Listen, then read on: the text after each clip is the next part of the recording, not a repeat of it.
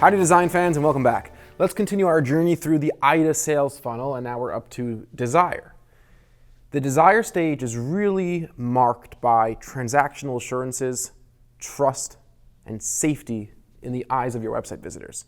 They're aware of what you offer, they're interested in what you offer. Now, based on the information you've provided them, based on what they know about your company, they have developed a passion, a desire to get ready or to potentially really purchase or convert, whatever that conversion action might be, and engage with your brand in a way that's meaningful to you. So let's just go into a few slides I have prepared to give some more information and some more background about the desire stage of the sales funnel. So obviously our level of commitment is creeping up, right? As we can see on this chart, when a person or a website visitor is getting ready to buy from you, they're in that desire stage, they're highly committed, or they're more highly committed than, significantly more highly committed than they were in the interest and awareness stages of the buying funnel. They're going to give you more time and attention, right? So now it's not as important to be super precise in all the information you give them. You want to give them substantial information because they're going to give you more attention and they're going to engage with you in a more meaningful way.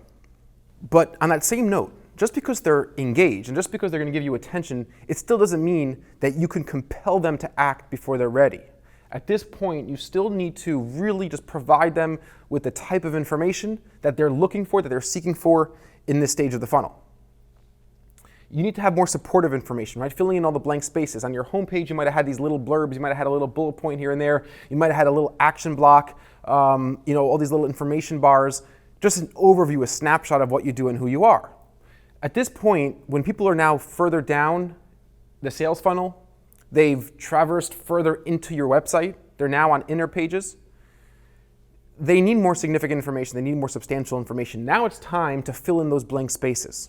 Now it's time to really provide them with the context and details in a more sophisticated way about your products, about your services, about your company, about your team, about your value. Right? Those are all things that are really important for people who are in this phase of the funnel.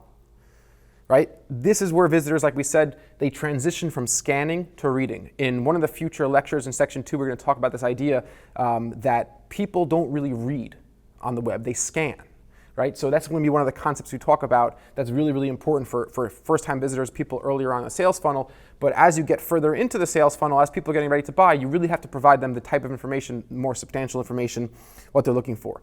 Trust and security, this is where it's at in the desire stage. One of the greatest deterrents of conversion is a lack of trust and security in the eyes of your potential buyers, in the eyes of your website visitors. Remember, your visitors don't know you. They don't know that you're so nice. They don't know that you're so sweet. They don't know anything about you, right? So what you present on your website, things like partner logos, things like case studies, very transparent information, all that stuff is going to go a long way in helping convert people who are now interested in and desiring of your products. People are looking for transactional assurances at this point, right? They want to know that what your shipping method is. They want to know what your return policy is. They want to know what's going to happen after I submit this contact form. They want to know that my email is not going to be used for spam. They want to know what's behind this registration page, right? These are the types of assurances and these types of guarantees, these elements that increase a sense of safety for the user, and we're going to talk about these things in more depth and show you more examples of these things later. We're just bringing them up all now because they relate particularly to this stage of the funnel. Visitors should be allowed to determine the pace and the direction of their relationship with your brand, right? So you don't want to be prompting users to move to a new stage of the funnel or to a new page on your website before they're ready, before they've decided to do so. Offering case studies, offering a page that has testimonials, offering ebooks, these are all things that allow the cadence and the pace of the relationship to be set by the user. We've spoken about ebooks and white papers and free consultations and chatting with a rep, all these different things that we've spoke about. As you're starting to see there's an overlap, right? But there are different aspects of these components, there are different aspects of these ideas that pertain in a more significant way, in a more real way to different psychological cognitive frameworks that are represented in these buying funnels. So those types of things like ebooks, case studies, a chat widget, all those things allow the user to determine the pace of the relationship, which is very important. Let me show you a really cool example, exactly what I'm talking about. UXPin is a pretty well-known company that offers their clients and their customers wireframing software, right? So you could quickly build mock-ups of your web pages, of your products, of your web apps, of your mobile apps, right? All those sorts of things. And they happen to do a fantastic job when it comes to allowing their own visitors to determine the pace of the relationship and to develop a sense of trust and security. So I'm going to break down their case studies page section by section and show you how fantastic this is. So this is their hero section in the section below it, right? So they have a clear headline. Thousands of top design companies use UXPin, right? You cannot get a better headline for this page than that. Then they have a call to action for one major case study showcasing how HBO greatly benefited by using their software, and there's a blue call to action where you could actually read the story. But let's say I'm not ready to read that actual story yet. I want to go down further on the page. Next, they have five more individual case studies with a client logo, with a headline, a subheadline. I can read those different case studies. These are all free case studies. They're not going to ask me for an email address or a name or a number. This is all free content, right? We're trading attention. As Gary Vaynerchuk always says, we're day trading attention. So they're offering this valuable content. Not only is it valuable because they might get some cool ideas from these case studies, they increase trust and a sense of safety that the company has really great clients, but they're also allowing users to pace the relationship. I'm not ready to call, but I want to have this information, and you're engaging with the brand and you're increasing that desire, right? Below that, you have testimonials. 4 different testimonials written in text with images. These obviously aren't stock photos. They look like real people, real companies, real names, and real testimonials, right? Again, transactional assurance, trust, and safety being increased over there. And finally on the bottom, they have a great logo bar that says, these companies are changing the world. And they use UXPin, right? Fantastic way to increase trust and safety. And then you have logos. We're going to talk about this later as well. There are a lot of actual statistical studies and research studies that have shown that these types of logo placements are crucial, are key in creating a sense of trust and safety with your prospects. And then finally, they have the call to action. Very unobtrusive, very not obnoxious. I could book a demo by calling. I could start a free trial by signing up. It's a beautiful page, right? So now this is on the right-hand side of this slide is their entire page. It's a little small, so you might not be able to see it that well, but ultimately it's a beautifully designed page that lets users learn more about their products while at the same time giving those users a real sense of trust and safety. When a user's in that desire stage of the funnel, there are different types of actions that they're still doing. They're still looking for more information. One of those actions is research. People are still researching the product when they're in that stage of desire. It could be the same thing with interest, and it could be the same thing in the transaction stage, but these are different common activities that you should know that your visitors are likely taking. So when people want to learn more about your products, prioritize that information in a sensible hierarchy. Offer the most important aspects and features and benefits of your products first, and then lower down on the page as those features and benefits get less and less vital to the actual buyer, to what your customers really want.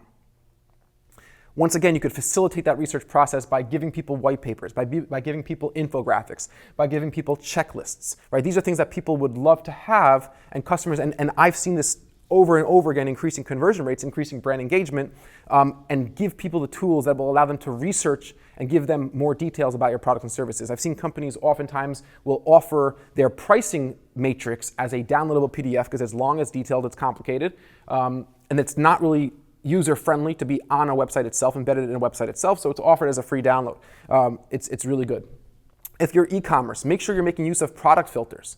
Product filters allow your prospects to look at the products that they want and then easily learn more about those products, even in that desire stage.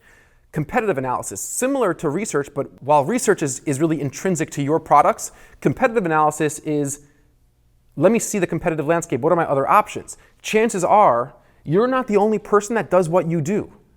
There are other options that a person could buy or to fulfill his need or to get his question answered outside of your company. So what you need to do to help engage your website visitors who are engaged in competitive analysis is offer the features that distinguish you from your competition. So you should have a good sense of your competition. You should know who your main competitors are. You should know who's competing with you in PPC. You should know who's competing with you in SEO. If you're doing a lot of networking events or trade shows, you should know who's competing with you there. And you should be able to come up with a list of things that distinguish you, that make you special, that would break the tie in the eye of the consumer. And of course, whether or not you break that tie is obviously going to be influenced by the number of competitors and the additional value that you could add over those competitors. Another common activity that users will be engaging in during this desire stage of the funnel is social identifying. And we're going to talk more about the need for social proof and the need for identity soon in a following lecture and again in the second section of the course. Peer-to-peer reviews are really important. They really make a difference. Make sure that users could leave reviews for your products or even your services, whether it's on your Google Plus page, if it's on your website itself. The more, the merrier, right? It's a fantastic way to increase trust and safety while these users are in the desire phase.